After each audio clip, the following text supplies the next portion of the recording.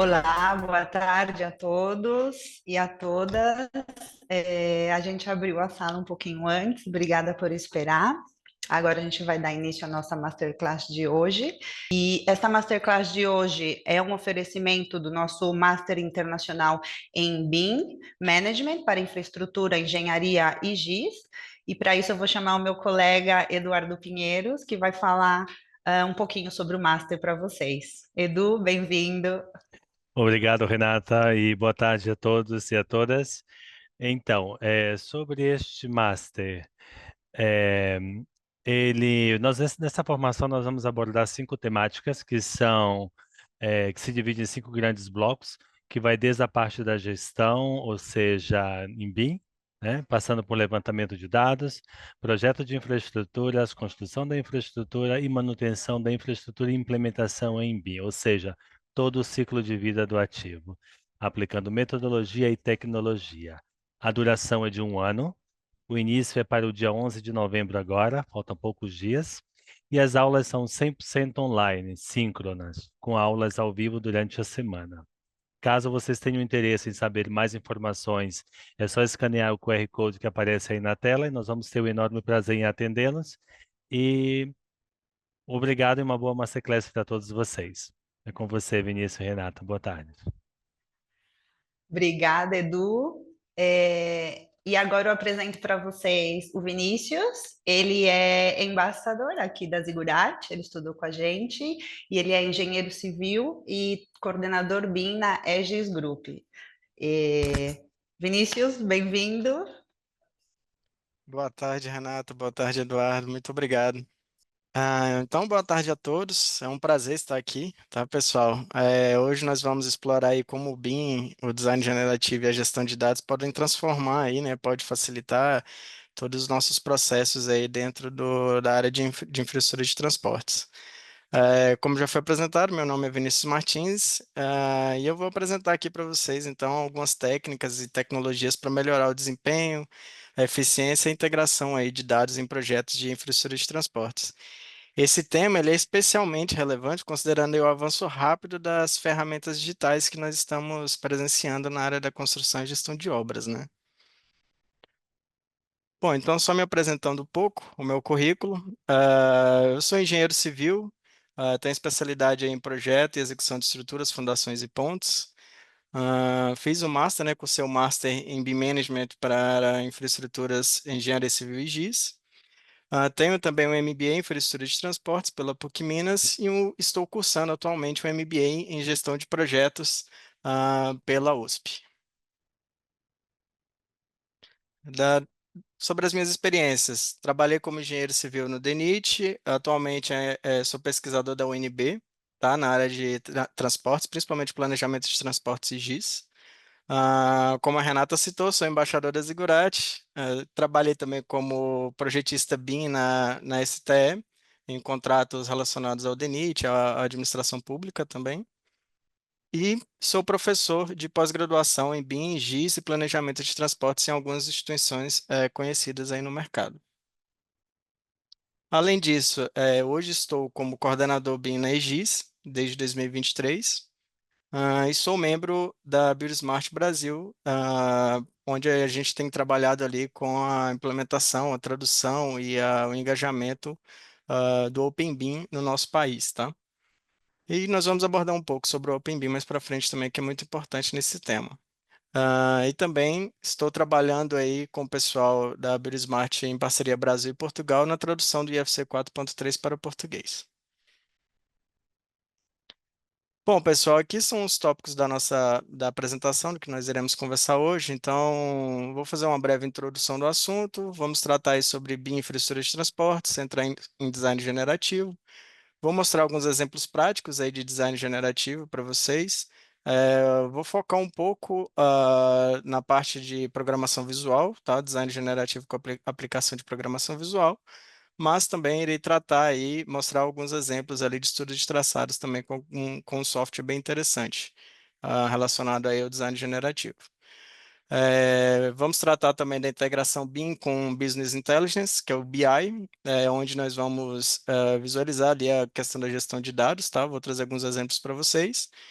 E vamos conversar um pouco sobre interoperabilidade e colaboração, que são tópicos muito importantes aí quando a gente trata sobre design generativo e gestão de dados, tá? Para integrarmos aí todos esses dados de todos os modelos em um único modelo federado, por exemplo, ou em uma única disciplina. Bom, e por fim, para finalizar, trarei aqui alguns tópicos aí sobre melhores práticas para gestão de dados. Teremos a conclusão da nossa sessão de perguntas, tá? Bom, deixa eu só ver aqui que eu acho que a apresentação travou aqui, só um minuto aqui. Enquanto Ah, isso, aqui, aproveito para comentar que quem quiser ir deixando as dúvidas e perguntas, no final o Vinícius vai responder para a gente. perfeito, pessoal. Bom, então nessa apresentação nós abordaremos aí três grandes temas que estão transformando a forma como projetamos e gerimos as obras de infraestrutura, né? Que é o BIM, junto com o design generativo e a gestão de dados com integração e com ferramentas de BI, né? O foco da apresentação. Então, o BIM, ele tem revolucionado aí não apenas a questão da modelagem 3D, né, pessoal, mas pensando aí no ciclo de vida também dos projetos, porque isso vai permitir um planejamento integrado entre as diversas disciplinas. Então, nós vamos acabar discutindo aqui também como o BIM facilita nessa colaboração e pode reduzir os erros aí ao longo do processo construtivo. Com relação ao design generativo, pensando aí do ponto de vista da programação visual, nós conseguimos aí explorar uma massiva soluções de design, por exemplo, automatizando processos e proporcionando aí alguns resultados otimizados. E aí nós faremos também uma introdução a algumas ferramentas, vou mostrar principalmente aqui o Dynamo, né, para vocês, com a aplicação junto ao Autodesk, mas também nós temos o Grasshopper também, que a gente consegue trabalhar com a programação visual. E por fim, então, trataremos aí da gestão de dados, uma das partes mais críticas de qualquer projeto, né? Que é essencial aí para o sucesso do BIM. Então, exploraremos aqui, desculpa, como a integração com as ferramentas de BI pode melhorar a visibilidade dos projetos em tempo real, tá? Para ajudar aí o acompanhamento de KPIs, por exemplo, e facilitar aí a tomada de decisão. Bom, então, tratando já de BIM sobre infraestrutura de transportes. O BIM, né, pessoal, ele é mais do que um modelo tridimensional. Ele oferece aí vamos dizer assim, uma plataforma integrada para colaboração, desde o projeto inicial até a operação e manutenção das infraestruturas, como rodovias e ferrovias. Então, nos projetos de transportes, o BIM ele vai permitir a criação de modelos que não só representam aí o aspecto físico, mas também traz informações sobre cada elemento, como materiais, custos, cronograma e manutenção, por exemplo. Então, vamos ter como um exemplo aqui um projeto rodoviário. Todos os componentes, como asfalto, drenagem, sinalização, eles são modelados em BIM.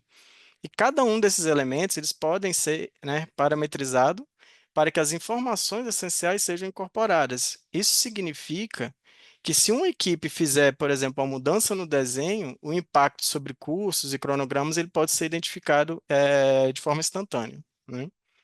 E outro ponto interessante, importante, é a capacidade de simulação, tá? Então, nós podemos usar o BIM, por exemplo, para simular condições de operação e manutenção, criando cenários mais realistas. E isso é fundamental em projetos de infraestrutura, onde o impacto de uma decisão de projeto pode levar aí a problemas operacionais que vão custar, que trarão, né, muitos custos para serem corrigidos mais tarde. Então, assim, o BIM, ele está promovendo aí essa maior previsibilidade e controle sobre todas as etapas de projeto, né? E como alguns aqui sabem, né, é muito importante quando a gente trata de BIM falar sobre os pilares, né? Eu vou focar aqui mais na questão das políticas e processos, mas nós temos como pilares do BIM as políticas, processos, tecnologia e as pessoas que estão envolvidas em todos os aspectos, tá? E eu vou mostrar um gráfico que isso fica mais claro. Então, pessoal, o BIM ele não é só tecnologia, nós temos processos e políticas, né, que são imprescindíveis. Processos. Os processos estão voltados ali para a maneira de fazer alguma coisa, né? Tem a relação com os procedimentos. Então, os processos, eles são as sequências de ações contínuas e prolongadas que expressam aí a continuidade na realização de uma determinada atividade. Ou seja, é um conjunto de atividades relacionadas, né? Que tenham uma interação e que transformam as entradas em resultados. tá? E aí nós temos o destaque para os procedimentos, né, que são exatamente ali as etapas detalhadas que descrevem como uma fase do processo será realizada. Já as políticas, elas são as diretrizes que orientam a organização em seus processos e procedimentos. E elas podem ser apoiadas ou influenciadas por normas ou regulamentos definidos. Ou seja, não basta a gente aprender a operar softwares, né? O BIM vai além de software, além da tecnologia por si só. Então, aqui é um gráfico interessante que eu gosto de trazer, do Bilal Suka, tá? Onde nós temos ali essa relação, mostrando essa relação das políticas, processos e tecnologias, onde dentro das políticas nós temos as boas práticas, e nós encontramos ali os órgãos reguladores, as instituições educacionais, centros de pesquisas, né? E nós temos ali alguns produtos, né? Vamos dizer assim, como regulamentos, padrões de construção, programas de pesquisas, projetos de pesquisa, acordos contratuais, né?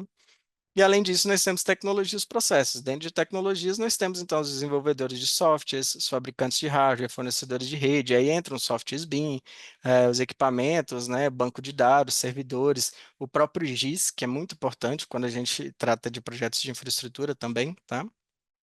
E do lado dos processos, então, nós temos os proprietários, clientes, gerente de projetos, onde nós teremos ali como resultado produção de modelos, desenhos, especificações também. Bom, nesse contexto, tem um destaque muito importante que são a questão dos três elementos fundamentais dos modelos BIM, né? Que nós temos o modelo geométrico, que apresenta as informações gráficas, as especificações e referências técnicas, que são as informações não geométricas, e a própria documentação, tá? Que são importantes aí, são três elementos importantes quando a gente trata de BIM.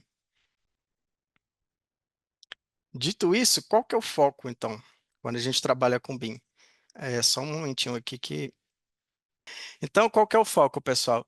É a padronização e a informação, tá? Então, nós precisamos padronizar os nossos processos e gerenciarmos melhor as nossas informações, tanto informações geométricas, não geométricas e a própria documentação do projeto em si, tá? Então, trazendo esse panorama, esse contexto para vocês, nós podemos então entrar na questão do design generativo, para entendermos a importância do design generativo, tá? Então, o design generativo, ele permite aí, né, pessoal, a gente criar múltiplas alternativas de design, por exemplo, a partir de regras e restrições definidas. Então, ao invés de modelarmos aí manualmente cada possibilidade, com a programação visual, por exemplo, nós podemos programar parâmetros como largura de vias, raios de curvas, inclinações, entre outros, e gerar também aí diversas soluções automaticamente. E isso vai nos permitir explorar opções que antes levariam aí dias ou até semanas para serem modeladas, né? Então, eu vou dar um exemplo de uma aplicação. Imagine que a gente esteja projetando, por exemplo, um túnel, e a gente precisa garantir que ele mantenha uma determinada altura com relação ao solo, além de atender restrições ambientais e de custos, né? Com a programação visual, nós podemos configurar essas variáveis, rodar um script, por exemplo, e rapidamente gerar aí diversas opções de layout, comparando qual atende melhor às condições impostas, né? Além disso, com a programação visual, nós também podemos automatizar tarefas, né? Que seriam aí extremamente repetitivas em um projeto rodoviário. Por exemplo, nós podemos automatizar a criação de elementos de drenagem ao longo de uma estrada a partir de um modelo topográfico, tá? Por exemplo. E isso vai gerar aí uma economia de tempo, né? E ainda reduzir a margem para erros nesse caso. Então, aqui eu trouxe três exemplos práticos aqui que eu vou mostrar em vídeo para vocês, tá? O primeiro que é a modelagem paramétrica aí de passarelas, pontes e viadutos, tá? Então, por exemplo, em um projeto de um viaduto, os parâmetros como largura de pista, altura dos pilares, inclinação, eles podem ser configurados na programação visual e gerar aí automaticamente várias versões aí do viaduto, né? E cada uma dessas versões, ela é analisada quanto ao custo e ao impacto estrutural, permitindo escolher aí a opção mais eficiente, tá? Um outro exemplo que eu vou mostrar é a questão dos túneis, né? Então, gerar um modelo complexo em poucos minutos, até com relação ao exemplo que eu citei anteriormente para vocês, né? A gente poder gerar ali um estudo dos melhores traçados de túneis com relação às elevações, de acordo com o eixo da minha rodovia ou da minha ferrovia, tá? Outros exemplos que eu vou trazer para vocês é com relação às rodovias e ferrovias. E aqui eu vou trazer um exemplo de estudo de traçados, tá? Com design generativo e modelagem de elementos e geometrias complexas aí para rodovia, tá? Como modelagem de elementos ao longo de um corredor, e também distribuição ali de algumas labels, algumas questões mais de referência técnica para documentação, para facilitar. Ou seja, exatamente, pessoal, a gente conseguir diminuir os nossos processos repetitivos, né? Todo processo que é repetitivo, que a gente trabalha em BIM, a gente consegue automatizar de alguma forma. A gente pode pensar para tentar criar alguma automação para que esse processo seja mais rápido, né? Que a gente consiga ter um ganho de produtividade durante a execução do nosso projeto, tá? Bom, então aqui é um primeiro exemplo, que é exatamente um design generativo para passarelas, e aqui é interessante porque a programação ela foi feita usando o Grasshopper, mas com a integração junto ao Revit, tá? Então é bem interessante, onde ele consegue ali exatamente criar todos os parâmetros geométricos e o modelo já ser atualizado ali em tempo real, vamos dizer assim, ao longo da programação. Isso é interessante, né? Isso depende muito do processo e da estratégia de modelagem também, tá? E isso vai levar em consideração outras informações de projetos de referência, como um projeto de topografia, um projeto geométrico, porque muitas vezes nós temos ali uma correlação com uma estrada ou com a ferrovia, né, por exemplo. Mas nesse caso aqui, uma passarela de pedestres, então, é um exemplo bem prático e até de uma geometria mais complexa, né, pessoal? E utilizando em uma linguagem de programação visual diferente do Dynamic que a gente vê muito aí no mercado. Bom, aqui já é um design generativo voltado para pontes, então aqui eu vou mostrar, se eu não me engano, são dois vídeos com relação a pontes, tá? E viadutos para vocês. Então, basicamente, aqui é a criação do modelo da obra de arte especial. É uma programação simples, porque a gente consegue basear essa programação em uma família típica para a gente conseguir distribuir ao longo de um alinhamento.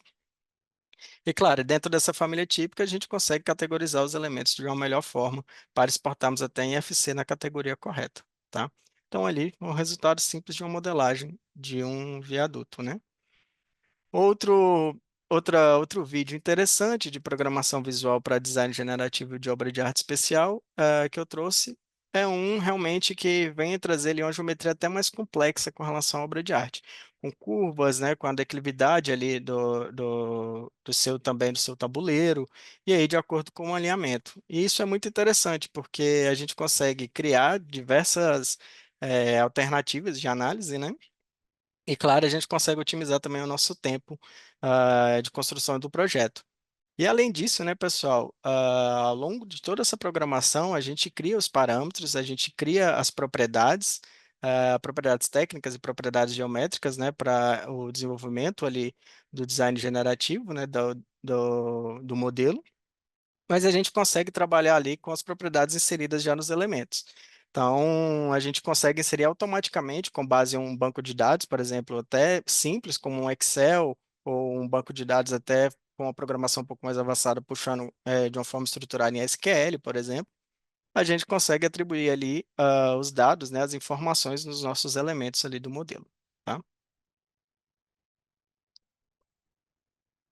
Bom, aqui é um outro vídeo que é com relação à modelagem de túneis, tá? Então, de acordo com o alinhamento selecionado, que a gente pode trazer do próprio Civil 3D, a gente consegue desenvolver ali um modelo de túneis, assim como também a gente consegue modelar a questão das nossas ancoragens também, né? Dos nossos tirantes ali ao longo do túnel.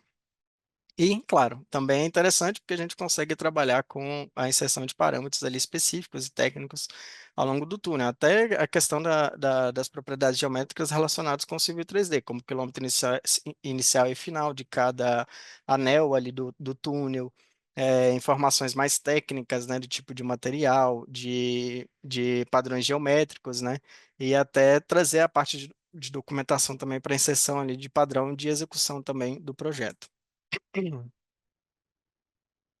E aqui, voltaram para pensando em estudos de traçados, eu trouxe um exemplo de um software chamado Quantum, tá? Alguns de vocês eu acho que já ouviram falar. É um software que no Brasil são poucos stakeholders, vamos dizer assim, que trabalham com Quantum, tá? Mas é um software onde a gente consegue, com base em algoritmos e parâmetros que a gente vai inserindo no projeto, né, informações que nós vamos inserindo ali de entrada no projeto, ele consegue simular para a gente ali alguns traçados ali com base nas informações técnicas, né, nos parâmetros técnicos que nós inserimos no software. E é interessante porque ele consegue gerar esses traçados e a gente consegue analisar do ponto de vista de custo e técnico também economicamente, né, falando. Também para a gente conseguir definir ali o melhor traçado. É claro, né, o software, pessoal, ele ajuda, otimiza todo esse tempo de análise, mas nós precisamos aí da nossa engenharia, nós precisamos dos nossos engenheiros para validar o resultado do software, né? E também nós conseguimos exportar esses estudos de traçado do Quantum para um Nova Point, né? E também para o Civil 3D, para outros softwares BIM, para a gente prosseguir ali com as próximas fases de projeto, tá? E aí, para quem interessar também sobre o quanto, sobre estudos de traçados, eu trouxe um artigo que é muito interessante, pessoal, que é de um amigo meu chamado Paulo, que exatamente ele trouxe ali essa questão da integração do BIM e do GIS para os estudos de traçado, tá? Fazendo uma análise ali de critérios, né, para poder compreender quais seriam os melhores traçados ali para o projeto, tá? Então fica aí de curiosidade para vocês também, para quem quiser entender melhor como é o funcionamento do quanto.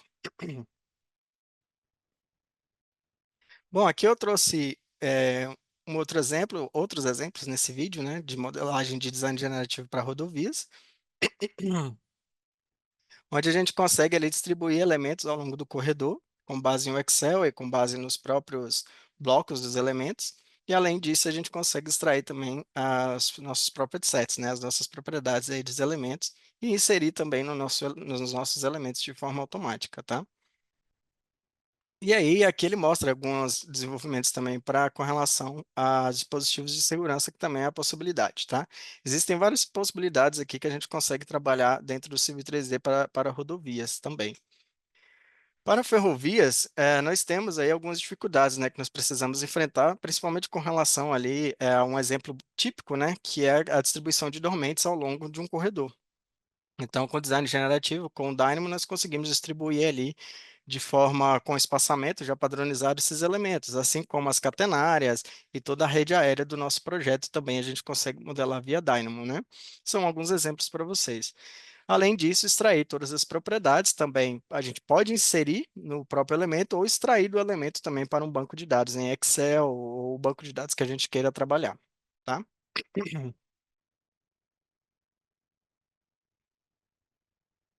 Bom, sobre design generativo, o que eu queria trazer, assim, de uma modo geral para vocês era isso. Então, é importante a gente entender como a gente consegue otimizar as nossas modelagens e as questões de como trabalhar com as nossas propriedades, né? E é isso eu vou explicar um pouco mais para frente a importância da integração, então, e de programação visual até com a gestão de dados, tá?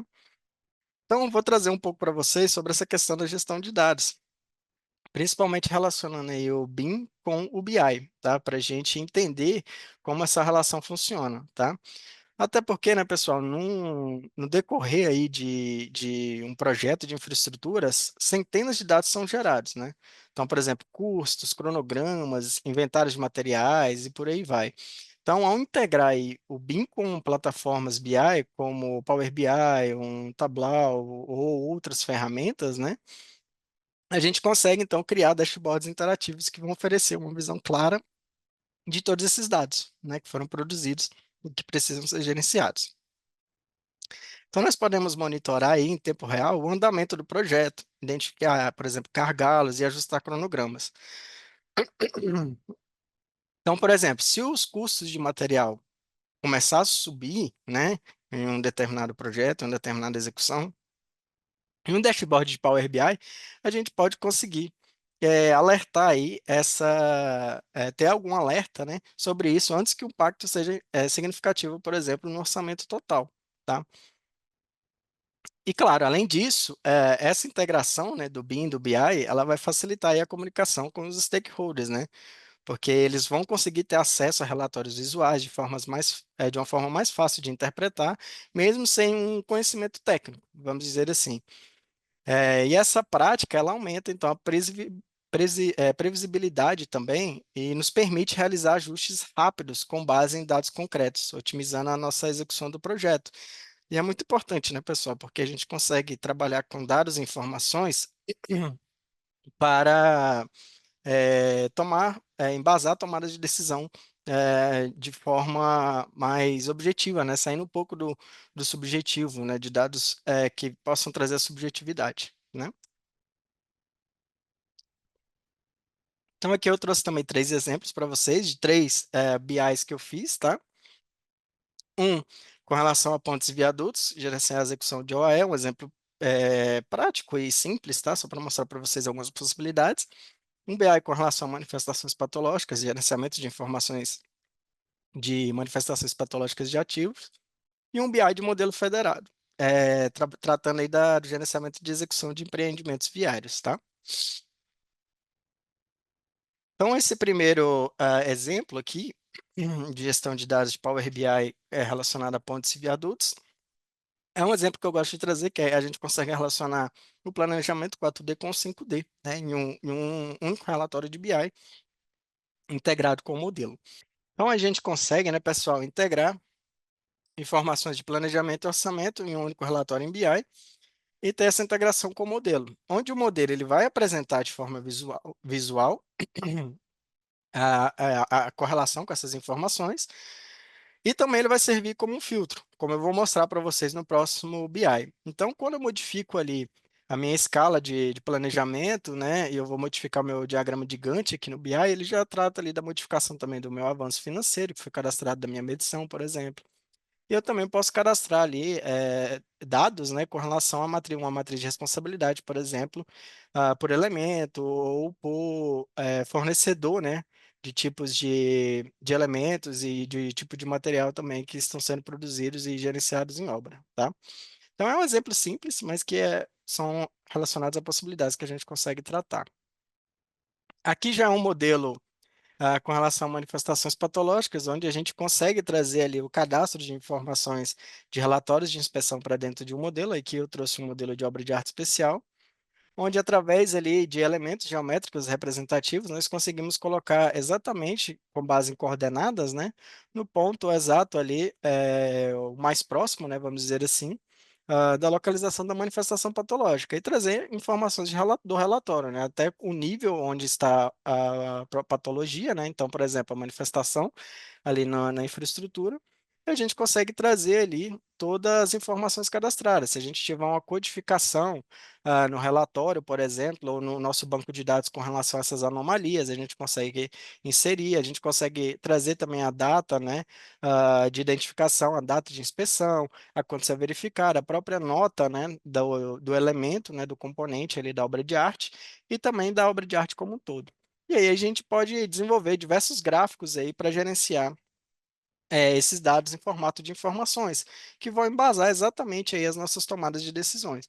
Então, olhando de um modo geral, nesse BI, nesse exemplo, a gente já consegue identificar que nós temos ali uma obra de arte que está com uma nota razoável, mas que nós precisamos ter um ponto de atenção com a nossa superestrutura.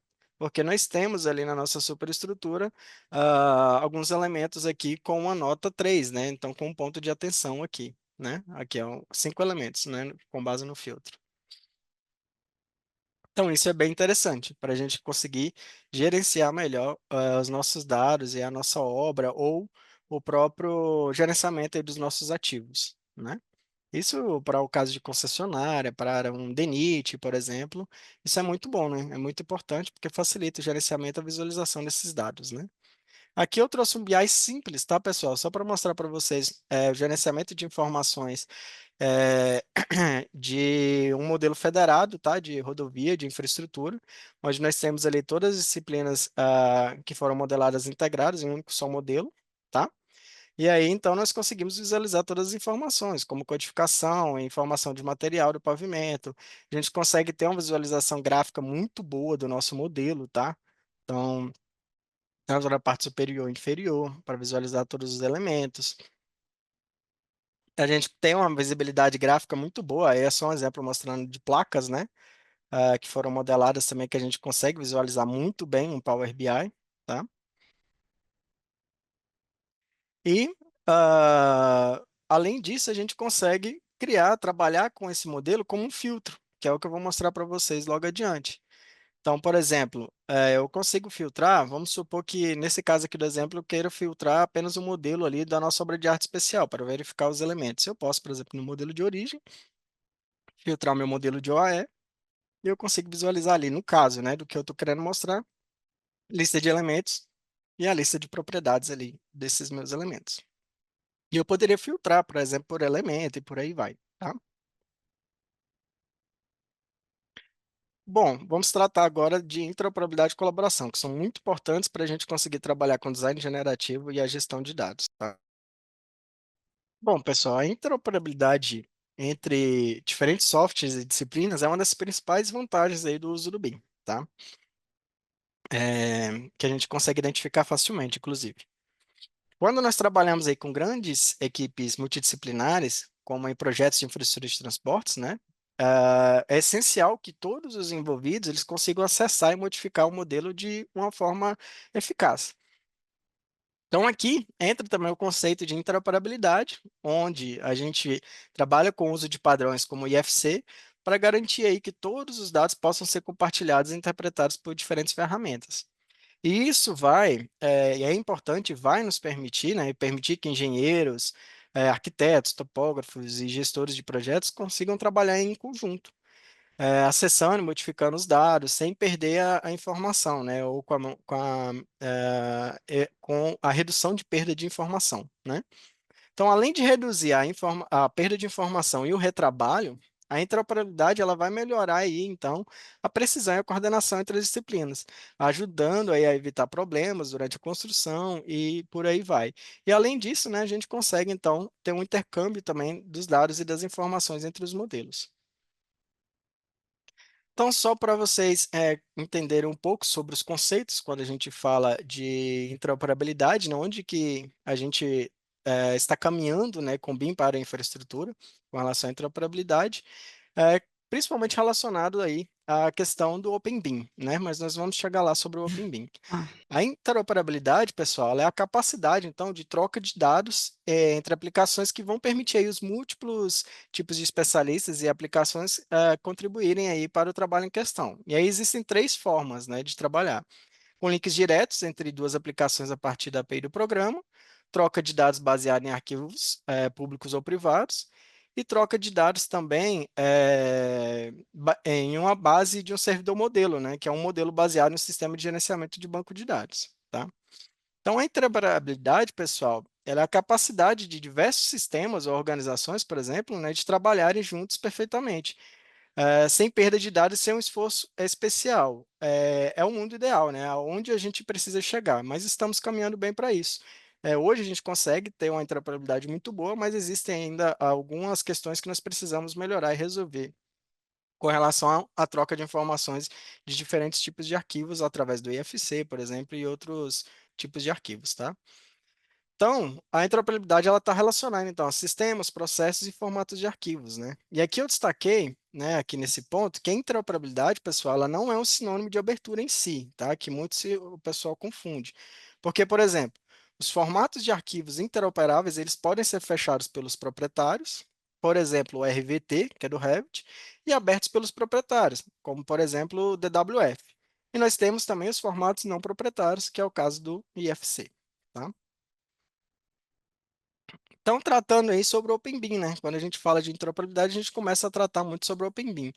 O Open BIM, então, ele é um processo colaborativo que é neutro em relação aos fornecedores. Os processos do Open BIM, eles podem ser definidos aí como informações compartilháveis do projeto, que vão suportar aí a colaboração contínua para todos os participantes do projeto. Então, o Open BIM, ele vem aí para facilitar a interoperabilidade para beneficiar os projetos e ativos ao longo do ciclo de vida, tá? E claro, quando a gente fala de Open BIM é porque então existe o Closed BIM, sim. Então, a lógica disso, né, o Closed BIM, nós temos uma abordagem que utiliza apenas formatos proprietários, né, como Revit, DWG e outros formatos. Já o Open BIM é uma abordagem que utiliza formatos nativos proprietários e de padrões abertos, tá? Então, por exemplo, quando eu falo de padrões abertos, qual que é o princípio de padrões abertos, né, como o IFC? É a disponibilidade ao público, maximizar a escolha do usuário final, não ter relação com royalties ou taxa, por exemplo, sem discriminação, Mudo o microfone, é, Vinícius. Ah, suporte contínuo. Tá voltou. mudo o microfone? Ah, tá. E aí nós temos alguns exemplos, né? Além do IFC, nós temos JSON, o próprio PDF, SVG, GIF e outros formatos também, tá? E aí, quando a gente fala então de OpenBIM, a gente trata de IFC. E o que que é o IFC, né, pessoal? Ele é uma descrição aí digital padronizada no ambiente construído, que inclui edifícios e infraestrutura civil, e está destinado a ser então neutro e independente de fornecedor. E ele é utilizável aí uma ampla gama de dispositivos de hardware, né, plataformas de softwares e interfaces para muitos casos de usos diferentes. E aí, quando a gente fala de IFC, tá, pessoal? Nós temos então o nosso IFC 4.3, tá? Principalmente voltado para a infraestrutura. Então, mais especificamente, o IFC ele é um modelo de dados padronizado que codifica, de maneira lógica, a identidade e a semântica, além das características, atributos e relacionamentos de objetos. E também que vão incluir aí conceitos abstratos, processos e vão envolver as pessoas, né, nesse conjunto, tá? E por que que a gente está falando também do IFC, dessa questão da interoperabilidade? Por conta da questão da colaboração e da integração entre dados de diferentes tipos de modelos, tá? Quando a gente fala, por exemplo, de colaboração, nós estamos então pensando em todas as disciplinas envolvidas no projeto trabalhando em conjunto, compartilhando os dados em tempo real. E qual que é o objetivo de ter uma colaboração melhor em um único local, por exemplo? É minimizar a ocorrência de erros, né? Permitir que as equipes aí façam ajustes mais rapidamente, economizando tempo e recursos. Então, a ISO ela é muito clara com relação a essa questão da colaboração quando ela fala, por exemplo, do ambiente comum de dados, que é uma fonte de informação acordada para qualquer projeto ou ativo cuja função seja coletar, gerenciar e disseminar cada pacote de dados em um processo controlado. Então, envolve tecnologia e processo e tecnologia e fluxo de trabalho. E aí, o ambiente comum de dados é realmente onde nós vamos trabalhar com toda a colaboração e integração dos nossos projetos, dos nossos modelos e dos nossos dados, seja via IFC ou algum formato que seja interoperável ali entre os softwares que nós estamos trabalhando. Então, tratando disso, vamos às melhores práticas aí para a gente começar a finalizar a nossa masterclass. Então, o primeiro ponto que eu trouxe da questão das melhores práticas é a organização dos dados. É a gente garantir que os dados estejam organizados e categorizados de forma clara. Nós trazermos ali a lógica, por exemplo, de um sistema de classificação, tá? Para os nossos elementos, seja via sistema de classificação de norma ou sistema de classificação, por exemplo, própria, de acordo com uma estrutura analítica de projeto, tá?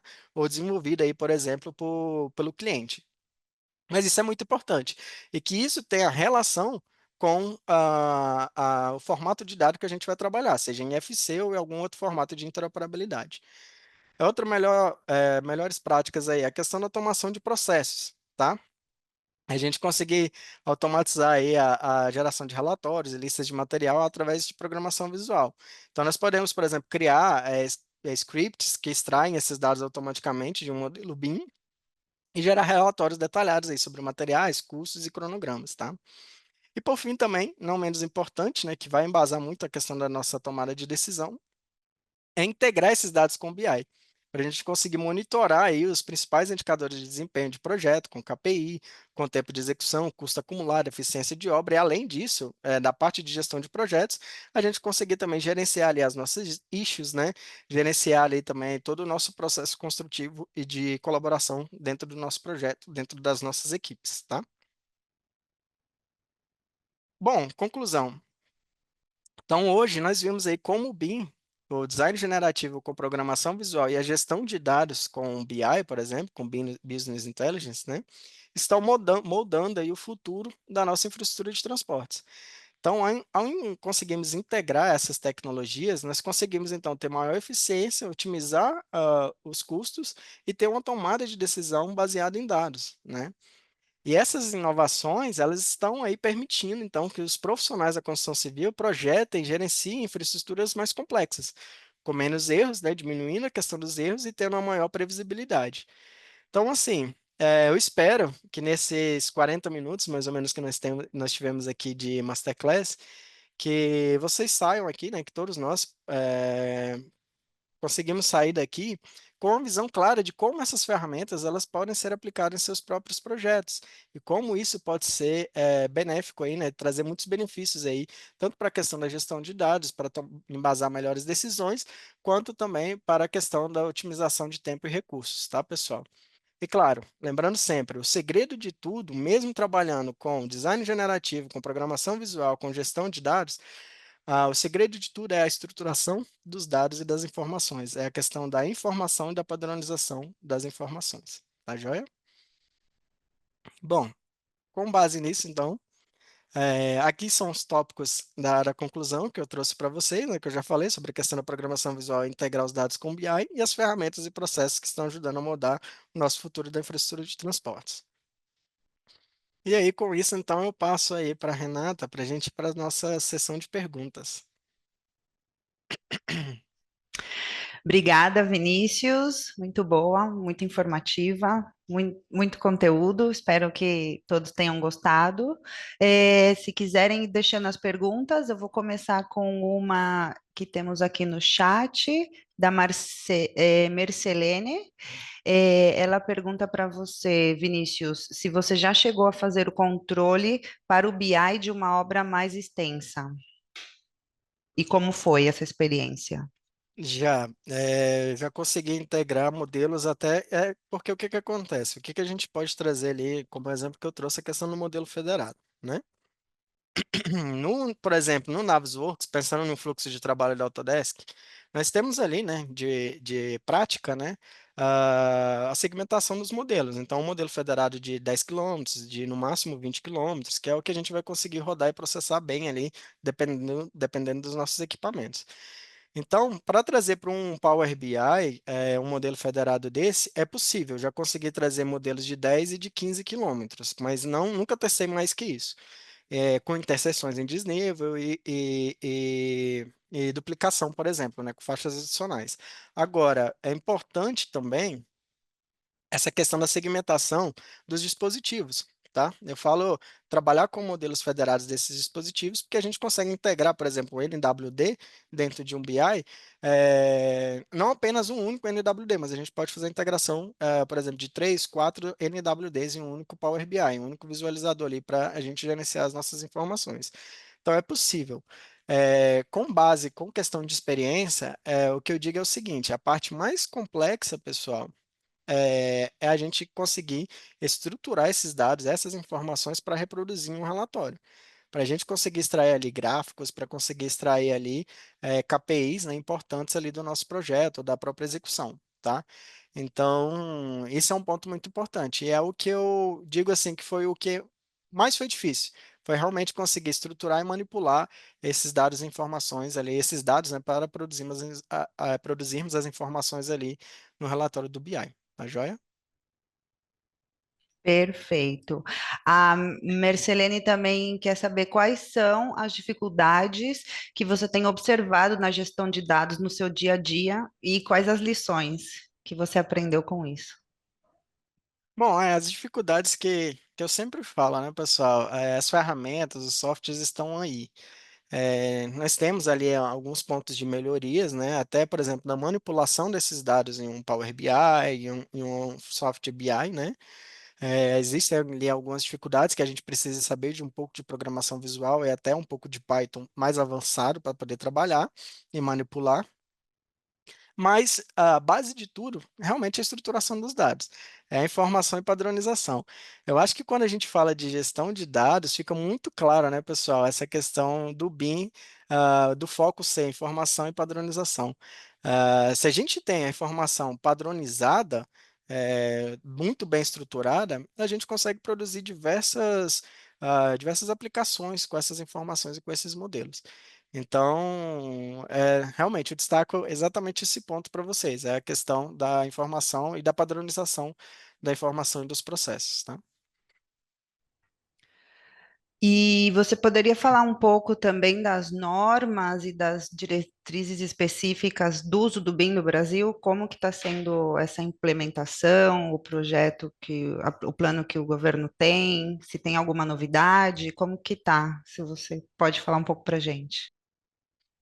Bom, desse ponto de vista das aplicações aí do governo, né, nós temos aí a estratégia BIM-BR, que o Washington Luke, inclusive, né, não sei se ele está aqui na nossa Masterclass, mas que Ele ele está aqui com está a gente. tá aí, né, Oi, Luke. que ele tá à frente aí junto com o pessoal também. É, nós temos aí um foco, né, que é a questão de chegar até trazer o BIM também, voltado pensando um pouco na questão da operação e manutenção, que é daqui a alguns anos, né? É um caminho aí que a gente está percorrendo. E é claro que as normativas, elas vão influenciar exatamente nessa questão da padronização das informações, de como nós vamos trabalhar com o sistema de classificações, até que a norma vem produzindo, tá? Então, a gente percebe que é uma evolução, né, pessoal? Até, por exemplo, a questão do sistema de classificação que a nossa NBR traz. Nós temos ali algumas dificuldades para trabalhar com a infraestrutura por questão mesmo de ter pensado muito para a questão das edificações, né, das construções, pontuais, vamos dizer assim. Então, é uma evolução que nós estamos tendo, e eu acredito que quando a gente começa a tratar da padronização das informações, da gestão desses dados, consequentemente, e até para podermos aplicar isso em questão de manutenção e operação daqui a alguns anos, como é o foco, né, conforme o tempo vai passando e que a estratégia MBR vem trabalhando, nessa perspectiva, as normas vão sendo atualizadas. E provavelmente eu acredito que nós começaremos a ter iniciativas aí de sistema de classificação, inclusive, relacionados para a infraestrutura, tá, pessoal? Se alguém tiver mais alguma pergunta, enquanto isso eu vou fazendo umas perguntas aqui, mas podem deixar as perguntas aqui no chat. Falando sobre o design generativo, né, utilizando o BIM na infraestrutura, a gente sempre fala de desafios, de soluções, mas você tem algum comentário sobre os maiores erros que se cometem nesse aspecto, nesse uso do BIM na infraestrutura com o desenho generativo e a gestão de dados? Sim, o que que acontece? Como eu falo, né? Eu não, vamos supor assim, eu estou no meu mundo estou projetando aqui com design generativo um túnel, uma obra de arte. A Renata está trabalhando no projeto geométrico de uma rodovia, né? Isso é um exemplo clássico, mas ainda é o que mais implica, tá, pessoal? Nessa questão do design generativo e do design como um todo, tá? Dos projetos. É a questão da coordenação desses modelos. Tá? Porque o que que acontece? Muitas vezes a gente recebe informações até de base, né, de entrada, né, dados de entrada como topografia de projeto, superfície ali da nossa rodovia, né, do projetado, para a gente poder modelar com design generativo. No entanto, muitas vezes a gente tem alguns erros de imprecisão. E isso, mesmo com o design generativo, a gente vai ter alguns erros no resultado final da coordenação desses modelos. E aí ainda não estou nem falando da questão do aspecto ali do sistema de coordenadas, né, de como coordenar o modelo em si.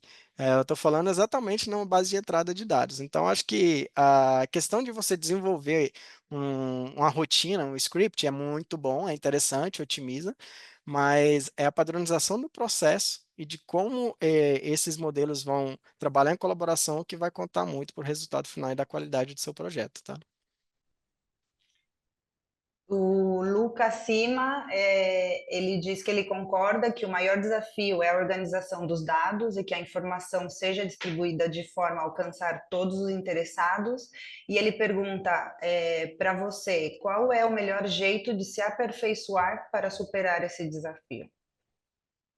Bom, trazendo do ponto de vista da estruturação de informações e de dados, pensando nesse aspecto, tá? Para a gente não ampliar muito aí na questão até do processo de colaboração, padronização, né? Mas posso dar um exemplo também. Na questão das informações e dos dados, pessoal, é a gente estruturar um sistema de classificação, tá? A gente sabe que ainda as normas, né, os normativos estão avançando, mas a gente precisa trabalhar com um sistema de classificação para a gente conseguir codificar os nossos elementos, codificar os nossos modelos. Então, uma forma de poder melhorar toda essa gestão é realmente criar um sistema de classificação com base na EAP de um projeto, ou seja, pode ser com base em um sistema de classificação próprio de um cliente, que nós já temos hoje, por exemplo, concessionárias, que tem ali o seu próprio sistema de classificação de elementos BIM, tá? De acordo com a EAP do projeto e por aí vai. Então, é realmente estruturar. Trazer mesmo, assim, a minha sugestão é começar do simples, pessoal.